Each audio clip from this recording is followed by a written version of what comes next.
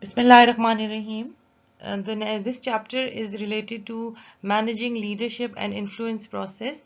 The previous chapter was about motivation, and in that chapter we discussed that how we can use different type of tactics or different type of policies in the organization in order to increase the motivation level of your employees by assessing the needs they want and by assessing and identifying that what best is for employees and how we can enhance the behavior of our employees and make them motivated to in the best interest of the organization by fulfilling their needs and wants and by fulfilling their different behavioral aspects.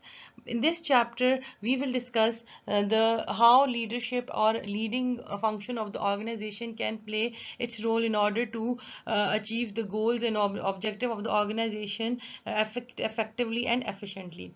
After studying this chapter, we will be able to describe the nature of leadership and relate leadership to management.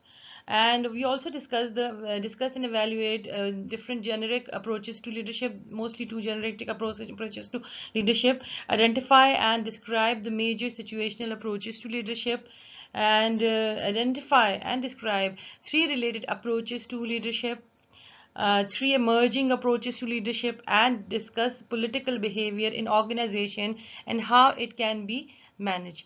So starting with this chapter, so, what is in the nature of leadership? What is leadership? What it means, and how can it will help us in the organization in order to motivate our employees or motivate the people who are working in the organization. So, first of all, we should understand what is leadership. When not in a management context, if we look into the leadership is something, the quality of a certain personals, quality of certain people who can lead people, who can talk for the people, who can work for the people, and that is the people who can build ideology of the people who are working under him. So this is a very significant quality, and nobody have you cannot say that every person have this quality. There are certain people, specific people who have this quality, and they can be if you have the leadership quality, you can become you can be a very productive, and you can influence the behavior of others. If we look around us, we have different leaders at religious and at political and in many kind of other activities. But when we talk about leadership in the organization context, so leadership in the organization context is the type of activity, is a type of quality which can create such kind of direction for its employees, which can help the organization to achieve its goal. It will help to develop a overall direction for all the people who are working. It will guide the people. It will help them to achieve the goal of the organization by directing them, by guiding them, and by obviously by applying certain motivational and other kind of activities in order to influence their behavior. It's a process that the use of non-coercive influence to shape the groups or organization goals, and these goals can be achieved by the motivation by the help of certain activities which can motivate the behavior of people, which can create a positive motivation for the people. And not only that, when we talk about the organizational culture or corporate culture, this culture is organization culture is had a very you can say significant this culture can be very significantly developed with the help of the leadership skills of the people who are at the upper end or the corporate level of the organization. And what are the characteristic of those who are perceived to be a leader? This is something very much important, that in this chapter we will discuss that what are certain aspect or what are certain characteristics which should be possessed by the organization people, so they can become a good leaders, and they can lead the organization in a better way to achieve the overall goal of the organization. Because we at the management and we at the organization level, the major emphasis is to achieve the goals of the organization in a most effectively and efficient manner. So we will discuss these characteristics in the later on slides. Okay, in order to understand different characteristic of your leadership, or leading function of the organization, it's very important to have a clear distinction between the management and leadership, because manager and leaders are different, and every manager is not a leader, or you can say every leader is not a manager. So you have to understand that leaders and managers are different in any aspects, while like creating an agenda, or when they create a network of human resource, or when they actually going to implement plans, or obviously when the outcomes they want to have. So this table is constructed by John P. Cotter, and in this table they have clearly identified that how different activities are different in management and leadership. So first of all, we can see that in order to create an agenda, and what is creating an agenda? Creating actually a plan,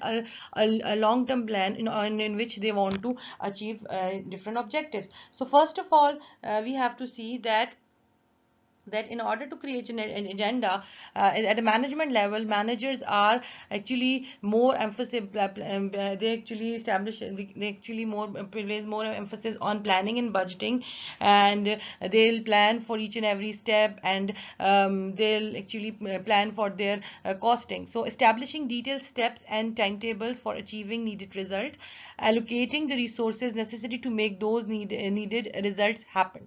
So obviously, when you are at a management level, so management is there to, in order to plan different activities, whether it is giving of resources, whether it is giving of assigning of different tasks, whether it is dividing different time to different activities, or whether it is dividing different costs to different activities.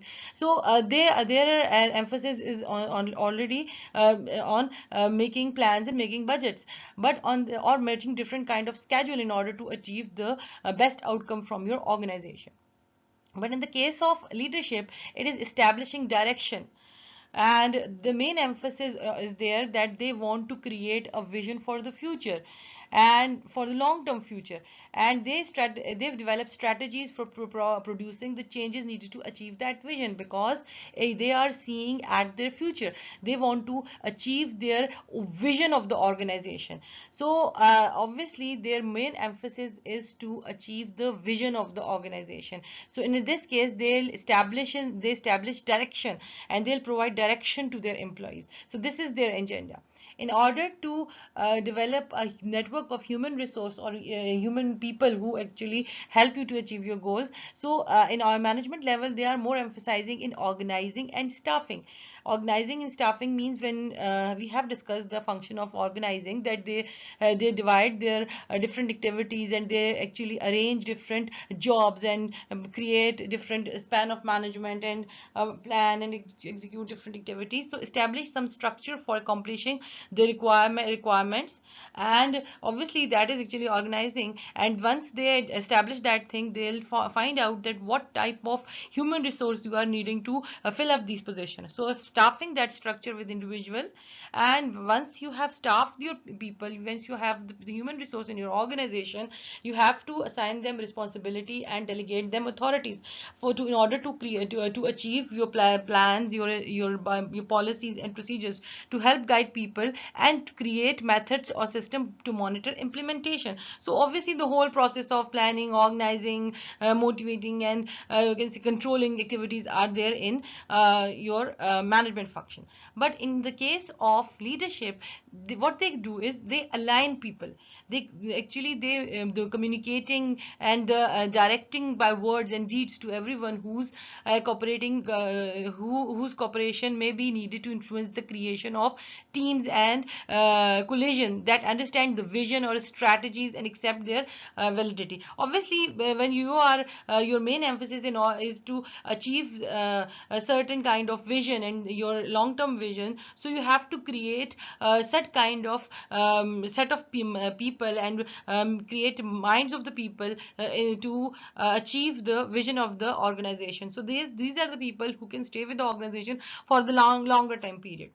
Then in the case of executing and planning, so in the case of management, the main emphasis is the controlling and problem solving, because when you are in a management, what you are doing is you want to control certain deviations. You have to monitor the planning and the execution process, and you can advise certain kind of corrective action in order to achieve those activities according to plan. So monitoring results versus planning in some details, identify deviation, and then planning and organizing to solve these problems. So planning, controlling process goes on and on, in which you will plan certain activities, execute these activities. Monitoring function is actually sees the actual performance with the planning and find out the deviation, and in order to find out that where problem lies, they'll eliminate the problem by taking corrective actions or by assigning resources, and whatever the case is. So in order to achieve the best possible outcome from your execution and implementing the plans.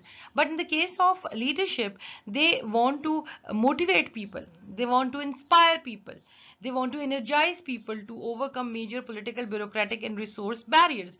And they want to satisfy their very basic, by often unsatisfying, very basic but often unfulfilled human needs. They want to, because they want to provide direction to you. And in order to provide direction, it's very important that you should inspire them, you should motivate them. So by motivating and inspiring, they want to create direction for the organization, and order to by and they'll also want to fulfill certain needs, which after the satisfaction of which they will be more inspired and they will be more motivated.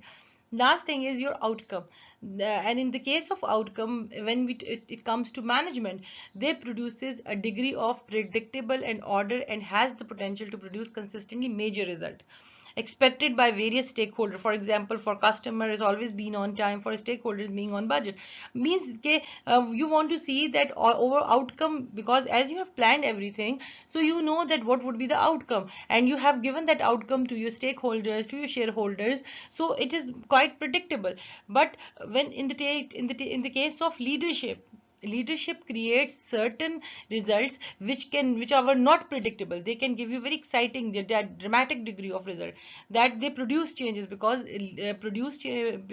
leadership is the quality which can motivate people, inspire people in order for change. So they produce change often to a dramatic degree, and has the potential to produce extremely useful change. For example, when you are creating a new product for your customer, and or new approaches to labor relation that help more competitive. That, for example, if you are creating a product which was not being introduced by previously, so you can inspire, you can motivate people, motivate your employees or subordinate to work hard in order to develop a product which can create a very distinct need of the people, we can create a product which was not being think of by the people.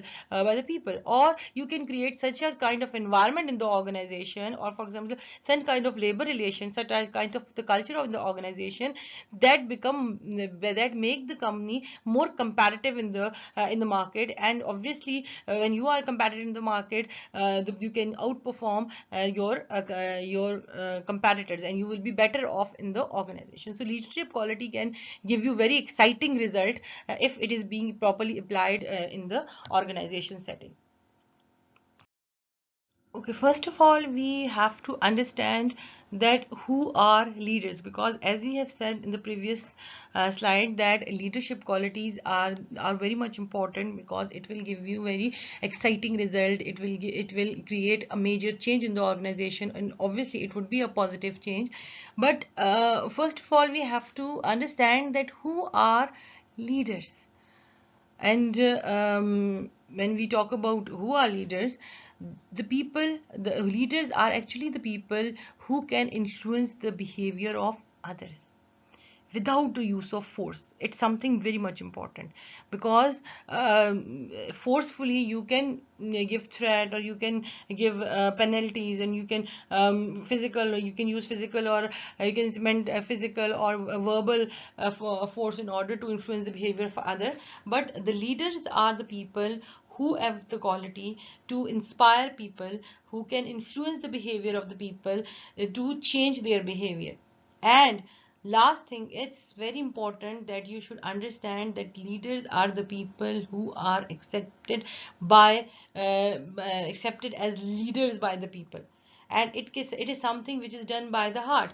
So if you want to be a leader, it's very important that you have to show such kind of the behavior in the organization that people that you can very easily influence the behavior of other, plus you can have you can influence them without using force. And you have to create such kind of environment in the organization, or you can say that you can adopt such kind of behavior that the people accept you as a leader. So, or if these all qualities are present in the present in the person, so that person can be called as a leader, because they have the quality of influence the behavior of people. And they can influence your behavior or maybe behavior of subordinate without using the force, and people are willingly accepted you as a leader. So these persons are called as leader. Okay, we have discussed the qualities of a leader, and we can understand that the leader is a person who can affect the behavior of other without using or seldom using the use of the use of force. But it's very important that we should understand that what is power. The When we talk about power, the power is actually the ability of us, any person or anything that can affect the behavior of others.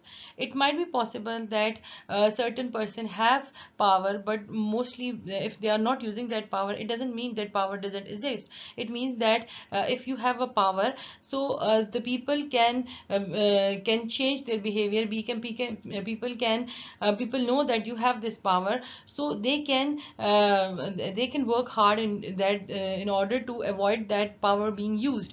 For example, if we see that a football coach has a power to bench certain player if he's not performing at par, so players are working hard in order to avoid that situation.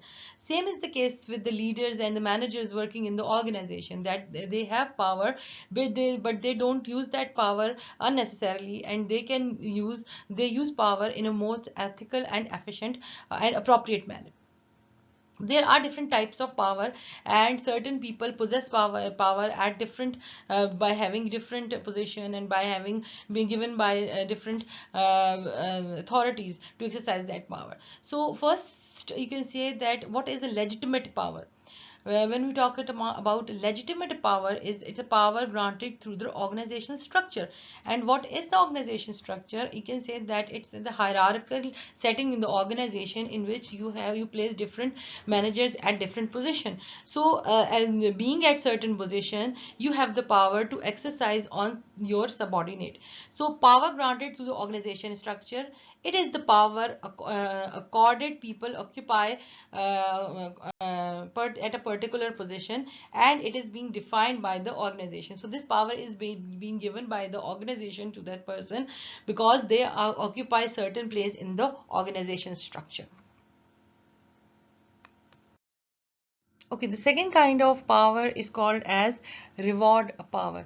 When we talk about reward power, as the name suggests, that the person who possess that power have the power to provide you certain kind of reward or certain kind of benefits. So the reward power is the power to give or withhold rewards. And what are these rewards when we see it in the organization setting?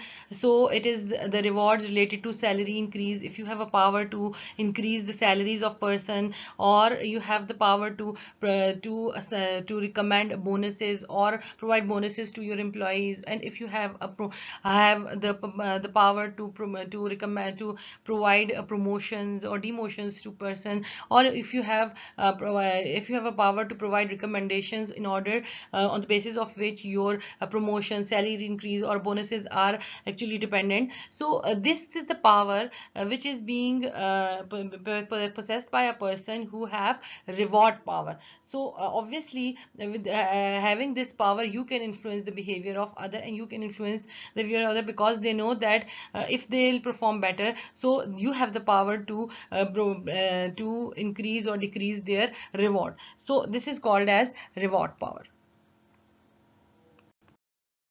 The next type of power is called as coercive power, and this is the power which is being it is a power to force. It is for example, the person who possessed this power had a power to force compliance by means of any kind of psychological, emotional, or physical threat.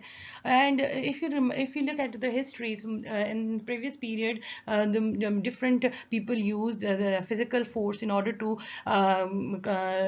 comply certain kind of instructions. But in today's world, you don't say physical force or physical kind of enforcement of power, but there are certain psychological techniques or psychological tactics which were being used. For example, memos, or for example, or demotions, and all these things. Or in certain times when you sit in a meeting, the manager can use a certain insulting behavior or abusing language in order to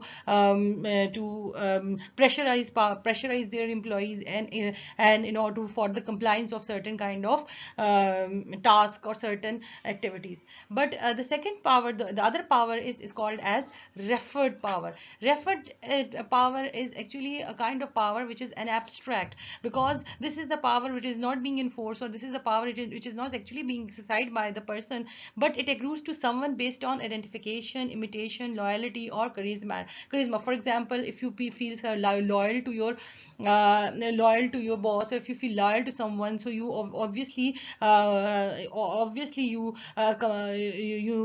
comply with his instruction, and you will be influenced to comply. And certain kind in certain time periods, there is charismatic power, in which the people can feel a certain kind of feeling regarding certain celebrity, or certain public figure. So they'll follow their footstep, and they follow their thing. For example, this kind of celebrities can be used in advertising. In this way, in which they can persuade you to use certain kind of perfume, or certain type of any other products. So this is called as referred power. So this kind of power, that is called as expert power, as the name suggests, that the person possessing this power had certain expertise in certain fields, or this is actually a personal power which is possessed by a person due to having a technical knowledge, due to have an expert education regarding certain field. Or in certain times there are person who have access to certain specific data to which nobody can access. So in that case, that person has access. For example, a secretary has an expert power to access of the data of his boss. So obviously they can use that power. They can use their power to influence the behavior of other. So this is called as expert power.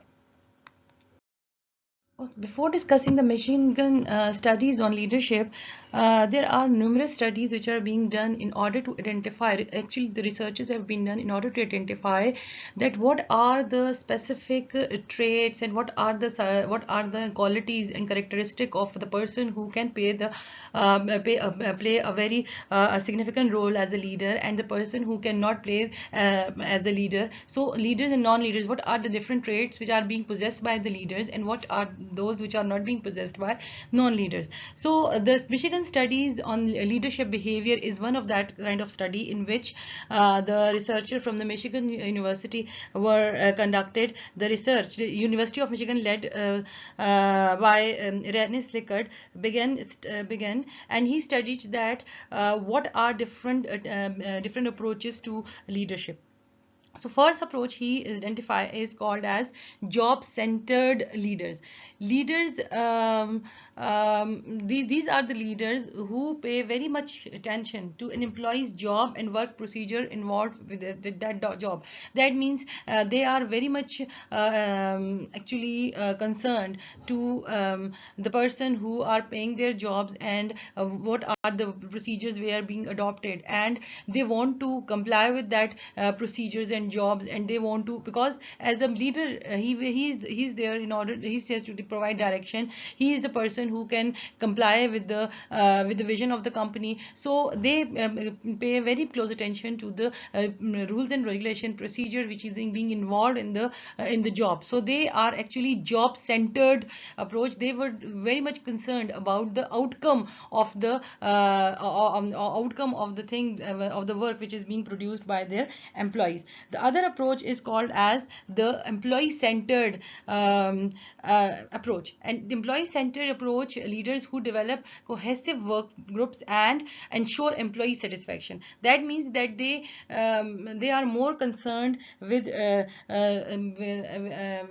collaboration of the employees, and they create work groups. And because according to them, there is a psychological need that you have a companionship and relationship needs, and obviously when you create group, there increase a cooperation and collaboration between employees. So they in order to ensure the employee satisfaction, what they will do is they'll create cohesive work groups, and in order, and through this they can achieve their tasks. So this is called as employee centered leaders.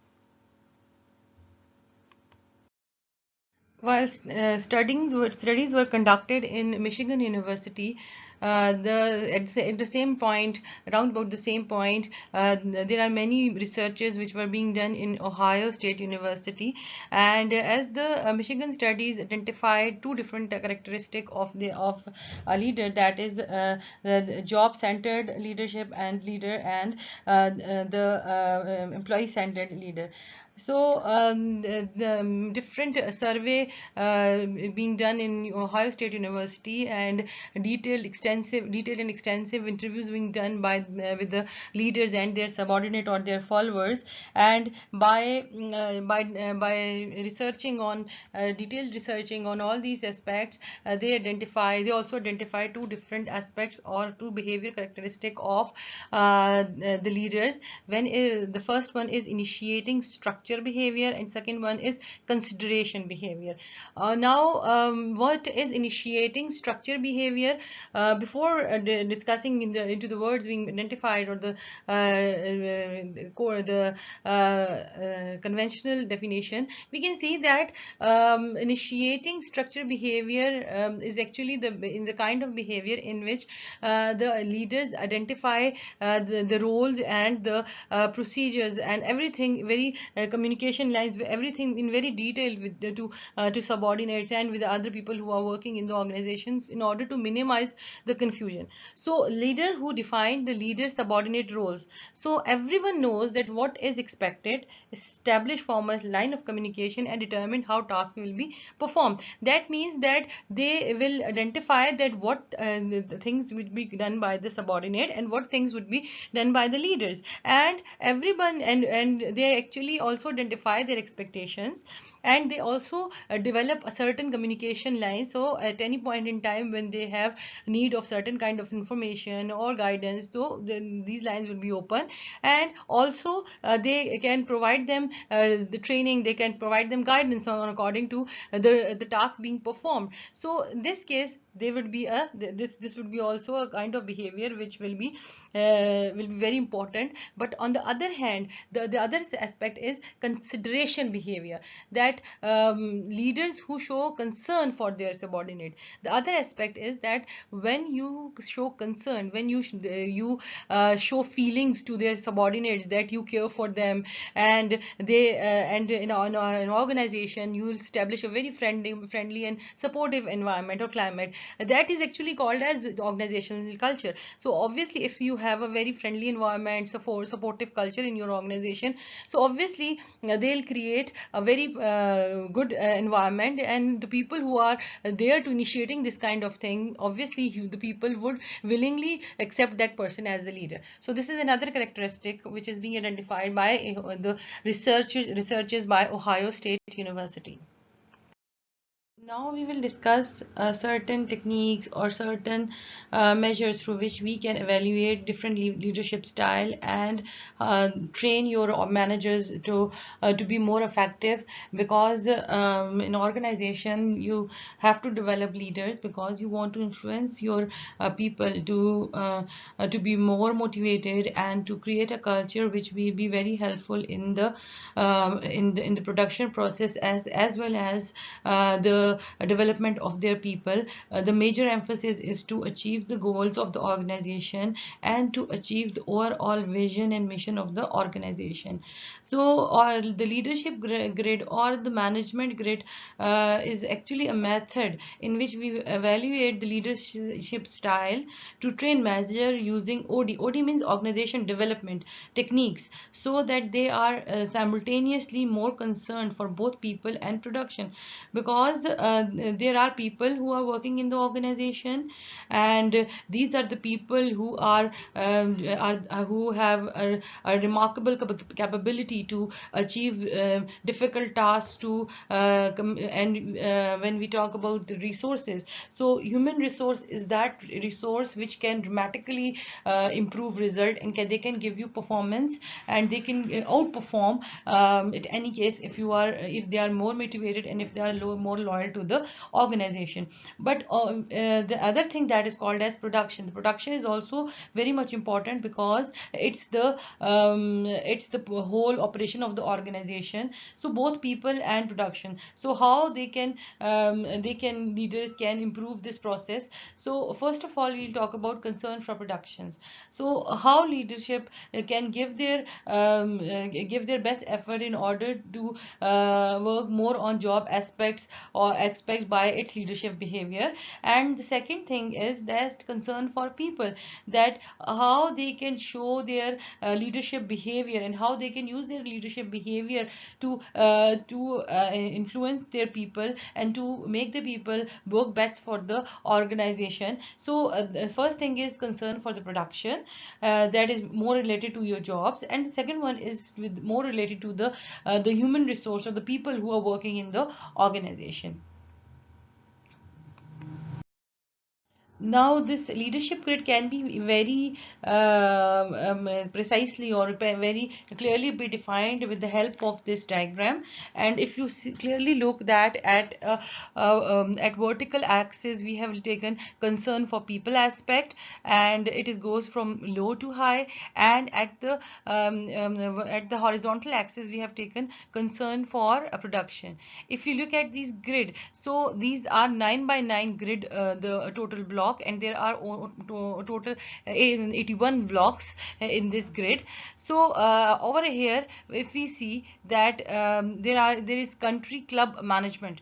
That what is country club management? And if you look at this, that this country club management is through thoughtful attention to needs of the people for satisfying a relationship leads to a comfortable, friendly organizational atmosphere and work tempo. So you see that from 6 to 9, almost 6 to 9 factors are there, and they are using this. So this type of structure is paying more concern for people.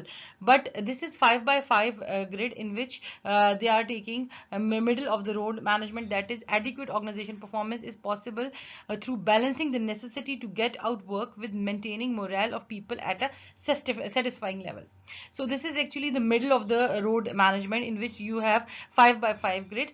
But this is impoverish management, that exertion of minimum effort to get required work done is appropriate to sustain organization membership. Obviously, there are certain aspects and there are certain levels of behavior, minimum behavior, and certain people are there who can maintain minimum of a level of the behavior in order to remain in that organization. So that is called as impoverish management, in which you will try to maintain a minimum level of required work, a minimum level of performance from the people. Then there is a team management, that is work accomplishment is from committed people. Interdependence through a common stake in organization purpose leads to relationship of trust and respect. So over here we can see that concerns of reduction and concern of people is at its peak, because it is 9 by 9 grid. So all these the qualities, the concern for production and concern for people is over there, and you can say that you by assigning team, or by making the people committed to the work, that can you can gain respect and trust of the people. And by gaining trust and respect from the people, you can get a better result. And because it's an interdependence, and you can assure them that this work is for a common sake, we are working for each other. So this kind of behavior is very important, and it is called as team management, because in this we have taken we have concern for the people, as well as we have concern for the production. So team work is or team management is very much important, because in this we both kind of concern production and concern from people is concern for people is there. Then the last thing in which the more production operations are taken more important, and only concerns of people is at minimum. So over here it is authority compliance, that there the use of more authoritative approach.